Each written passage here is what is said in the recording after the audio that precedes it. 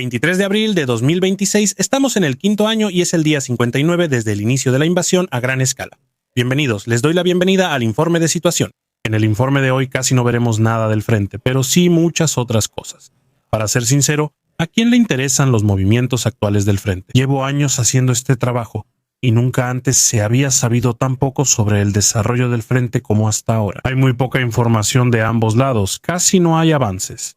Y cuando los hay, son solo unos cuantos kilómetros al mes. Esas son distancias que otros ejércitos normalmente podían recorrer en unos días, si no es que en un solo día. Aquí no vemos nada. Así que realmente no puedo cambiar mucho en el mapa de situación. Pero aparte de eso, están pasando muchísimas cosas que también no son muy importantes para la guerra y, sobre todo, para el desarrollo de la guerra. Los ataques a los depósitos de petróleo afectan la economía y las nuevas entregas de armas determinan el panorama actual de noticias que vamos a analizar hoy. Mientras Tuapse sigue ardiendo, y eso lo vemos aquí en muchas imágenes y sobre todo en muchas quejas de los residentes, ahora también hay más ataques a otros depósitos.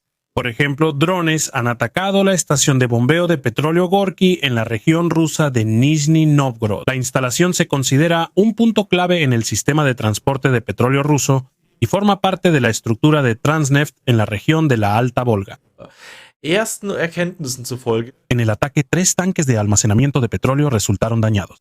Como resultado, se desató un incendio de gran magnitud que se extendió a unos 20.000 metros cuadrados y hasta ahora no ha sido controlado. Pero eso no fue todo. Datos del sistema FIRMS de la NASA indican, tras nuevas detonaciones nocturnas, un incendio de gran magnitud en el depósito de petróleo de Feodosia. Vecinos amables confirmaron este incendio, lo grabaron y por supuesto lo publicaron. Como dije, son las mejores personas, porque ellos confirman lo que yo u otras personas decimos o afirmamos, y lo hacen completamente gratis. La instalación ya había sido atacada repetidamente antes, y se dice que más de la mitad de los tanques de combustible fueron destruidos.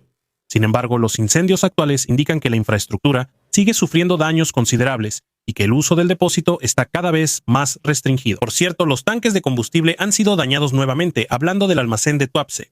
Actualmente no se sabe cuánto ha sido destruido. No está claro qué fue destruido. Esa enorme nube negra de humo que se extiende sobre el almacén es tan grande que, por supuesto, no se puede ver a través de ella. Al menos no con los medios que tenemos como quienes hacemos reportes con fuentes abiertas. Por lo tanto, la magnitud del daño actualmente no está clara debido a la mala visibilidad. Unidades de las fuerzas de sistemas no tripulados de Ucrania atacaron y destruyeron en Donetsk un puesto de mando y un punto temporal de despliegue de un grupo móvil operativo del Servicio Federal de Seguridad ruso, FSB, con drones FP2. Según la información disponible, 12 miembros de las fuerzas especiales murieron y otros 15 resultaron heridos. La Dirección Móvil de Operaciones afectada es una estructura especial operativa dentro del FSB que funciona como un elemento encubierto de intervención y captura. Su perfil de tareas incluye operaciones específicas en territorios ocupados, así como en la retaguardia ucraniana. Esto incluye, entre otras cosas, contrainteligencia, actos de sabotaje y operaciones militares encubiertas, la creación de redes de agentes, así como la identificación, persecución y localización de personas consideradas desleales. Además, se les atribuyen actividades coordinadas contra fuerzas prorrusas, así como acciones de reclutamiento. Después de más de 7 meses de servicio casi continuo en el frente, las fuerzas ucranianas han sido retiradas de las líneas más avanzadas. Las primeras imágenes tras el relevo muestran claramente las huellas de esta larga carga. Los hombres parecen marcados por la duración del servicio. Es un símbolo de la realidad de combate durante meses bajo condiciones extremas. Apenas ahora se abre para ellos un momento de alivio físico y mental lejos del frente. Pero siendo sinceros, 7 meses y medio son brutales. Los rusos incluso están en el frente por más tiempo, al menos algunas subunidades, ya que la vida promedio de un soldado ruso suele ser de 4 meses y medio. Pero quien aguanta más tiempo normalmente también está más tiempo en el frente que los ucranianos que acabamos de mencionar. Y aún así, ellos ya estuvieron mucho tiempo en el frente. Tienes que verlo así. Una de las guerras de trincheras más grandes fue la Primera Guerra Mundial. Y en la Primera Guerra Mundial, un soldado alemán normal pasaba aproximadamente el 15% de todo su tiempo como soldado en la línea del frente. El otro 85% no. En el frente occidental, uno solo pasaba unos pocos días, generalmente de 5 a 7 días en la línea del frente, antes de rotar de nuevo, porque eso también era bastante estresante. pasaban muchas cosas ahí. Ataques diarios o peligros amenazaban constantemente con matar a alguien ahí. Y 7 meses y medio, por supuesto, es una dimensión completamente diferente. Sin embargo, la guerra en Ucrania no se puede comparar con la Primera Guerra Mundial. El tamaño y la intensidad, por supuesto, no son tan grandes. Pero todo esto también se puede llevar al extremo. El soldado Oleksij Mikhailov estuvo 343 días en su posición y por eso fue honrado con el título de Héroe de Ucrania. Eso ya es una experiencia bastante impresionante. No es algo que necesariamente envidiaría, sobre todo cuando uno conoce personalmente a personas que después de 3 días de vivac bajo condiciones simuladas ya sienten que su vida ha terminado. Me refiero mentalmente, por supuesto. Por otro lado, eso también nos muestra que los ucranianos no son capaces de rotar regularmente en algunos sectores del frente, o al menos no con intervalos más cortos. Porque actualmente, pues en el caso de los ucranianos, lo que sucede es que mantienen a la unidad en el frente hasta cierto límite, y solo cuando la fuerza de la unidad cae por debajo de cierto umbral, entonces la unidad es liberada para la rotación. Y si uno se encuentra en un sector del frente que no está tan disputado, o en una unidad que no ha tenido tantas bajas y aún así puede beneficiarse del suministro, y también vive de él, es decir, no tiene pérdidas, entonces puede suceder que uno esté bastante tiempo en el frente. Desde hace más de 4 años está en marcha esta guerra y, paralelamente, la pregunta de cuánto tiempo más podrá aguantar realmente la economía rusa. Sabemos que Occidente, en su ingenuidad, a menudo pensó que Rusia no podría mantenerse económicamente, ni siquiera durante los primeros meses, y sobre todo que en realidad es lo más ingenuo que el pueblo ruso se rebelaría contra Putin porque consideran que esta guerra es mala. Ambas cosas, por supuesto, han producido el efecto contrario, al igual que las declaraciones del otro bando, que insinuaban que Ucrania sería derrotada en 2 semanas. Para recordar, también hubo muchos de esos, y no quiero aventurarme demasiado, pero hubo uno que otro general retirado que, en uno que otro canal de noticias, poco después del inicio de la invasión ya decía, esto es cosa de 2 semanas. No tienen ninguna oportunidad. Todo esto con la idea de que, por supuesto, un general siempre es considerado más confiable que casi cualquier otra persona al momento de transmitir información. Pero volvamos a la economía rusa. Bueno, ¿cuánto tiempo podrá resistir? Porque hacia afuera todo parece estable como siempre, justo como quiere el Kremlin. La producción sigue, la industria armamentista está creciendo, el Estado mantiene todo en funcionamiento y se asegura de que el futuro sea grandioso. Justo esa es la imagen que quieren dar. Pero si uno mira más de cerca, la situación se vuelve mucho más frágil, porque aunque la economía en general sigue creciendo gracias a la industria armamentista financiada por el Estado, eso es cierto, en todos los demás sectores está cayendo, excepto en los vendedores de flores. El Banco Central reporta problemas, los impuestos han subido, las tasas de interés no son atractivas, las pymes se están hundiendo.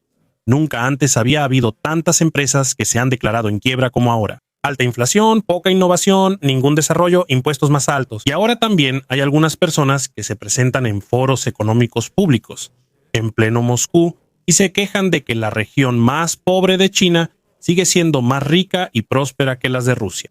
El jefe de la inteligencia militar sueca, Thomas Nielsen, lo describe de manera bastante sobria. Una economía que produce principalmente para enviar material al frente, donde poco después es destruido, no crece de manera sostenible. Da vueltas en círculo. Siempre es así. Cuando uno fabrica cosas para la guerra, debe asumir que esas cosas serán destruidas o ya no serán útiles, ya sea munición, un misil antiaéreo o incluso un soldado y su equipo. Todas son inversiones en las que se puede asumir que se terminarán gastando o perdiendo. Cuando una empresa normal produce algo, sin importar el producto o el servicio que ofrezca, quiere obtener ganancias con ello. La mayoría de las veces es así. Tienes un gasto pequeño y de alguna manera obtienes una ganancia a cambio. Pero en la guerra normalmente no es así. En la guerra gastas algo y ya no recibes dinero a cambio. Y cuanto más se prolonga esta guerra, más tiempo habrá gastos y serán más altos. Así que el problema no está solo en la guerra misma, sino también en la estructura detrás de ella. Aunque la industria armamentista se considera un motor de crecimiento, depende mucho de los créditos estatales y es vulnerable a la corrupción. Sin este apoyo artificial, muchas de esas cosas ni siquiera funcionarían. Al mismo tiempo, se descuidan otras áreas de la economía. A esto se suma un punto que a menudo se subestima. Las cifras que se muestran al exterior no son necesariamente lo que sucede internamente. Hay indicios de que los datos económicos se maquillan para mantener la imagen de una situación estable, no solo para la propia población, sino también para Occidente. Y es ahí donde la situación se vuelve delicada. En un sistema donde las malas noticias se filtran o se suavizan antes de llegar a la cima, siempre existe el riesgo de que incluso el liderazgo político no obtenga una imagen realista. Es decir, que se tomen decisiones basadas en cifras que en realidad no son correctas. Imagínese que Putin fuera el último hombre al mando. Él es quien toma la decisión de cómo seguir adelante. Y ahora le presentarías dos cifras. O le dices la verdad y le dices que este sector se ha vuelto extremadamente débil. Entonces él vería cómo se puede aliviar o subsidiar de alguna manera ese sector. Pero si tienes miedo de decírselo o si los 6 niveles por debajo de ti ya han maquillado los números y tú mismo recibiste una cifra que se ve muy bien, entonces le presentarás esa y le dirás, estos son los números actuales. Así que en realidad se ve bastante bien y entonces él tampoco hará nada al respecto.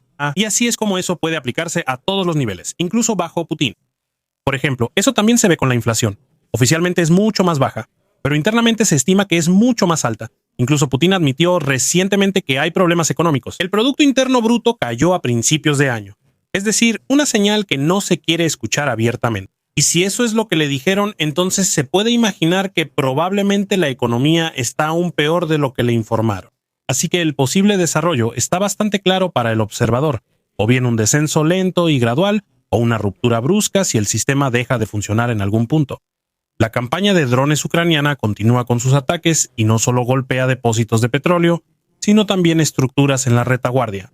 En una sola noche se desactivaron varios sistemas de defensa antiaérea rusos, entre ellos varias unidades del Torm-2 y el sistema OSA. Los ataques se distribuyen en territorios ocupados, así como en la zona de Bryansk y en la región de Crimea. Paralelamente se llevan a cabo más ataques contra depósitos de combustible y puntos logísticos clave.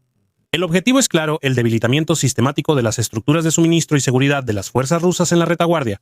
Y con eso agradezco a todos los suscriptores, miembros del canal y a la All Go Crew. Un agradecimiento especial para el teniente coronel Dreneke, Sila Titrik, Ferdinand Meyerhofer. No olviden suscribirse, dejar un like y sus comentarios. Hasta el próximo informe de situación.